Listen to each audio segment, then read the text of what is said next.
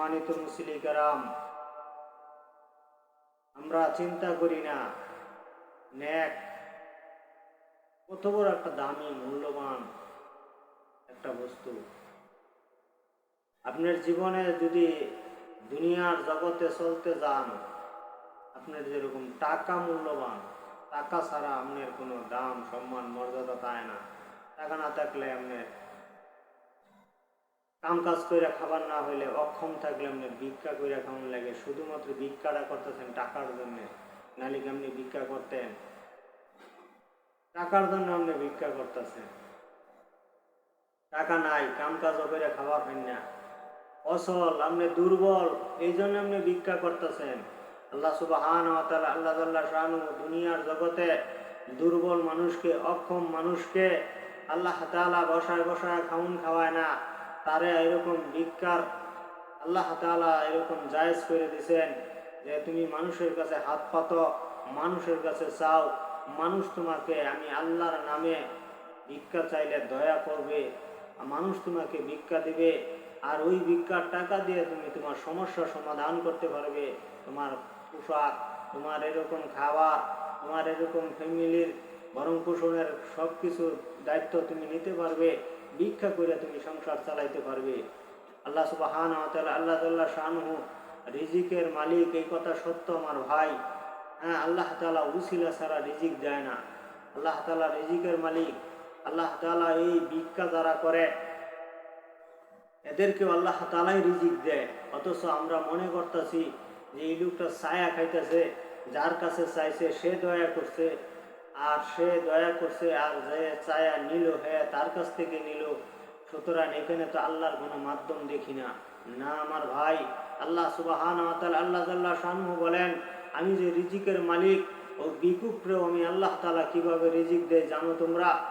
যে ব্যক্তি ভিক্ষা করার জন্য আমি আল্লাহর হস্তে দান করো এই কথা বলে হাত বাড়াইছে, এই হাত বাড়ানোর পরে সে যখন এরকম আল্লাহর হস্তে দান চাইছে, এই জন্য সে তার ভিতরে আল্লাহর প্রতি মহব্বত হয়েছে। মহব্বত হয়ে পকেটে হাত দিয়ে 5টা টাকা বাইর করছে, 10টা টাকা বাইর করছে তাকে হাতের মধ্যে দেওয়ার জন্য। আল্লাহ সুবহানাহু ওয়া তাআলা, আল্লাহ জাল্লা শানুহু বলেন, তখন আমি আল্লাহ তাআলা তার হাতে টাকা পৌঁছানোর আগে আমার কুদরতি হাত তার ভিক্ষুকের হাতের উপরে রাখি, আর আমার হাত দিয়ে ওই 5টা টাকা 10টা টাকা নিয়ে হাইরা ভিক্ষুকের হাতে দেই, যে আমি আল্লাহ রিজিকের মালিক, তোমার টাকা দিলাম। সুবহানাল্লাহ। আল্লাহ তাআলা এরকম সরাসরি একজন দান করছে, আরেকজন ভিক্ষা নিছে, সরাসরি আল্লাহ তাআলা তার মাধ্যমে পৌঁছায় নাই। আল্লাহ তাআলা আল্লাহর কুদরতি হাতে টেয়ারা নিয়ে ভিক্ষুকের হাতে দিছেন। আল্লাহ এইভাবে হলো রিজিকের মালিক, আল্লাহই রিজিক দেয়। এই জন্য হাদিসের ভিতরে আইছে, যারা ভিক্ষা করে তারা আল্লাহর হস্তে ভিক্ষা চাবে। আল্লাহর হস্তে ভিক্ষা চাইলে আল্লাহ পাকের মহব্বতে সে তুমি ওই ভিক্ষুককে খালি হাতে ফিরাই দিও না, ওই ভিক্ষুককে কিছু না কিছু হইলেও দিও। আল্লাহ রসুল জনাবে মুহাম্মদ রাসূলুল্লাহ সাল্লাল্লাহু আলাইহি ওয়াসাল্লাম বলেন, ওই মুহূর্তে যদি তোমার কোনো সহযোগিতা করার কোনো ক্ষমতা না থাকে, তাহলে 2টা কৌশল তুমি এরকমভাবে বাচ্চা নেও।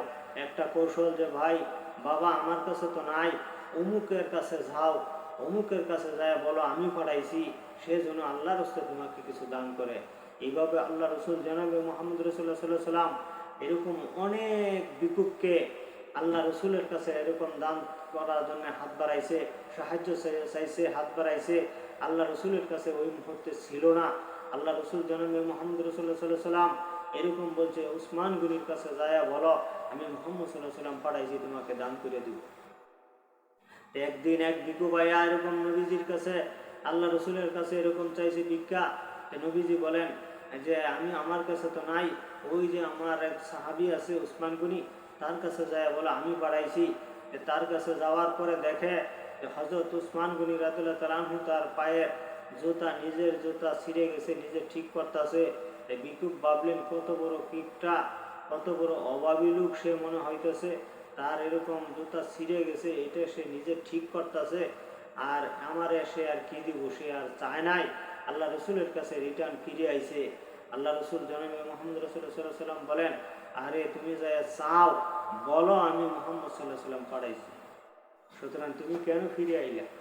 আজ আল্লাহ রসুল পাঠানোর পরে এবার হযরত উসমান গনি রাদিয়াল্লাহু তাআলা আনহুর কাছে যায়, যখন ওই লোক বললেন যে মুহাম্মদ সাল্লাল্লাহু আলাইহি ওয়াসাল্লাম আমাকে পাঠাইছে আপনার কাছে কিছু সাহায্য করার জন্য, কিছু সাহায্য করেন আল্লাহর রাস্তায়।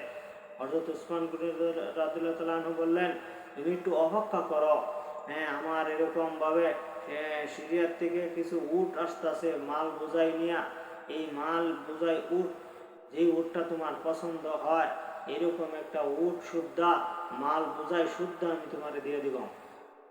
হযরত উসমান গনি রাদিয়াল্লাহু তাআলা আনহুর কথা শুনে এই লোকটা বসে রয়েছে।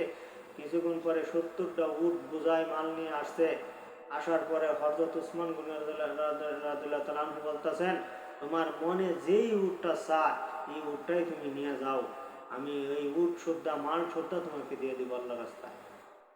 এখন ওই লোক তাকায় তাকায় তাকায় তাকায় দেখতেছে সর্বপ্রথম যে উটটা, এই উটটা একটু মেধাবী দেওয়া যাইতেছে, একটু ভালো দেওয়া যাইতেছে, একটু পুক্তা দেওয়া যাইতেছে।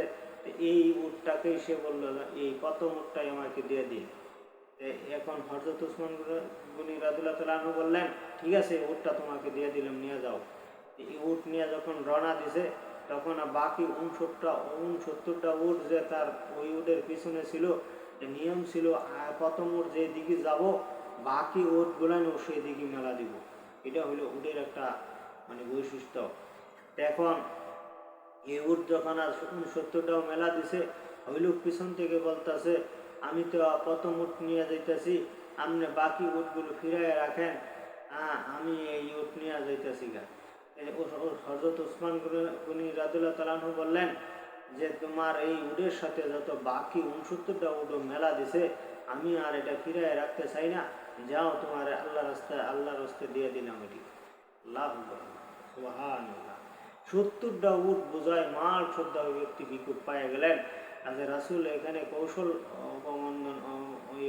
কৌশলী করলেন যে এখন আল্লাহ রসুল জনাব মুহাম্মদ রাসূলুল্লাহ সাল্লাল্লাহু আলাইহি ওয়াসাল্লাম উনি কিন্তু নিজে ছিল না, কিন্তু উসমান গনির কাছে পাঠাইছেন, আর উসমান গনি রাদিয়াল্লাহু তাআলা পর্যাপ্ত পরিমাণ তাকে দান করলেন।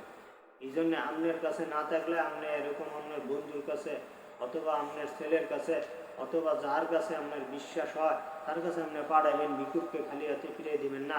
আর বিকুপ যারা ভিক্ষা করে তারা যদি আমার এই ভিডিওটি শুনে থাকেন, এই ওয়াজটা শুনে থাকেন, তা আপনারা এইভাবে বলবেন না ভিক্ষা দেন, খয়রাত দেন, এইভাবে বলবেন না আল্লাহর হস্তে আমাকে কিছু দান করো, আমাকে কিছু সাহায্য করো। আল্লাহর হস্তে চাবেন, আল্লাহ তাআলার হস্তে চাইলে আল্লাহ খুশি, এবং যে চাইছে যার কাছে চাইছেন সেও এরকম খুশি হয়। আল্লাহর হস্তে চাইছে, আল্লাহ পাকের ইজ্জত, আল্লাহ পাকের নামের ইজ্জত দিতে যায় আপনাকে কিছু না কিছু অবশ্যই দিব। এরপর আল্লাহ রসুল জনাব মুহাম্মদ রাসূলুল্লাহ সাল্লাল্লাহু আলাইহি ওয়াসাল্লাম বলেন, যদি কারো কাছে পাঠানির মতন ক্ষমতা না থাকে, নিজেও দেওয়ার মতন ক্ষমতা না থাকে, অন্তত পক্ষে তাকে এরকম হাত বোলায় দাও, সান্ত্বনা দিয়ে দাও, আরে আপনি তো আসছিলেন, আমার কাছে যদি থাকতো আমি নগদ দিতাম, আমি যদি ব্যবস্থা করে কারো কাছ থেকে এরকম আপনাকে দেওয়ার থাকতো তাহলেও আমি সেখান থেকে দিয়ে দিতাম, কিন্তু যেহেতু দিতে পারলাম না, মনে কিছু নেবেন না, আরেকদিন অবশ্যই ইনশাল্লাহ আসবেন, আরেকদিন আমি আপনাকে অবশ্যই থাকলে দিয়ে দিব ইনশাল্লাহ। এরকম তাকে সান্ত্বনা দেওয়া, সে খুশি হয়ে যাবে। এই জন্য রিজিকের মালিক আল্লাহ, আল্লাহই রিজিক দেয়, কিন্তু আল্লাহর কুদরতি হাত দিয়ে নিয়ে এরপরে রিকুপরে দেয়। আল্লাহ তাআলা এই জন্যে দান করার ব্যবস্থা করে রাখছে যে তোমরা এরকম দান করো, দান করলে দানের বদলে আমি আল্লাহ তাআলা দিয়া থাকি। আপনি যদি দান করেন, দুনিয়াতে দান করবেন আপনি সামান্য পরিমাণ, আল্লাহ তাআলা আপনাকে বিশাল পরিমাণ সওয়াব দিবেন। এই জন্য ভাই দোস্ত বুজুর্গ, আল্লাহ সুবহানাহু ওয়া তাআলা আল্লাহ শানুর কাছে আমরা এরকম সব চাবো, সমস্ত চাওয়া পাওনা সব কিছু এরকম আল্লাহর কাছে ফরিয়াদ করব, যেন আল্লাহ তাআলা আমাদেরকে, আল্লাহ তাআলা দুনিয়া এবং আখিরাতে সব ক্ষেত্রে আল্লাহ তাআলা আমাদেরকে এরকম আল্লাহর নাজ নিয়ামত দান করে।